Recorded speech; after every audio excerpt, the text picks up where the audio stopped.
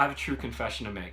There was a time in my life that my wife and I tried to take up swing dancing. We thought it would be the most romantic thing. We saw how beautiful it looked for couples to be out on the dance floor, swinging the night away, and just how awesome that was. So we went and took dance lessons.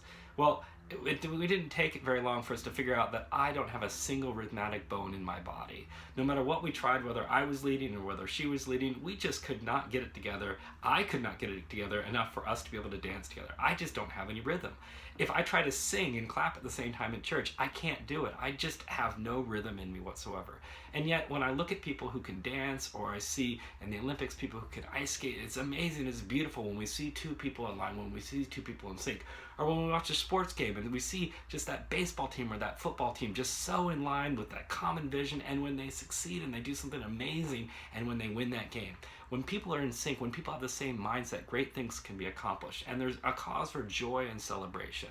Well, Paul takes this idea and says that Christians have an opportunity to be in sync, to have the same mindset as Christ, and what a glorious opportunity there is for us when we find ourselves in sync with Him.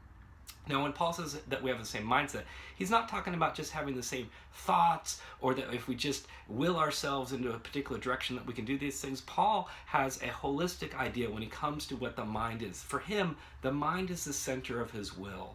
And this will includes both his thoughts, but it also includes his emotions and his whole sense of being, the direction of where he's going. And he's encouraging the Philippians to let Christ's will be at the center of their own will, to let their thoughts, their ideas, their direction in life be guided by Christ, holistically be guided by Christ. And so he's going to give the Philippians an example of what Christ's mindset looks like, what it means to be like Christ. And so he gives the Philippians hymn in Philippians 2, 6-11, where he's going to give them an opportunity to be like Christ. And he's going to say, look, Christ saw himself in the form of God, and he was willing to humble himself and give those things up for other people, all the way to going to the cross on behalf of others. And he was willing to do this because, not because he had the cross in mind, but because he had the hope and the power of the resurrection, that he knew that God was going to raise him from the dead, that Christ was willing to humble himself and serve other people because he trusted that God would raise him up and would restore him.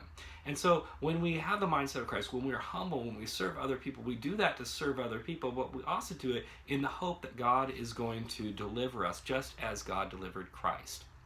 We need to have the same mindset of Christ. We need to let our thoughts and ideas be like Christ. It's amazing to me when I think about my wife and I, when we have the same mindset about things, whether it's what we're going to do with our kids, whether it's going to be what vacation we go on, what we're going to do with our marriage, what we're going to do with our future. It's amazing the joy and satisfaction that comes when we have the same mindset. And Paul encourages the Philippians that when we have the same mindset as Christ, the sort of joy and satisfaction comes when we let his will influence and determine our own will, and then we are aligned together. I just encourage you this week to think about the things. What are our big goals? What are our big dreams? What are the things that we have before us? What are the things that we feel that we are out of line with God's will? And what are the things that we find ourselves in line with God's will? And just to be prayerfully encouraging each other to look for ways that we can be lining ourselves up with God's will, that we can follow the mindset, the lordship of Christ that we see in Philippians 2, and to live that out in our lives and in the lives of each other.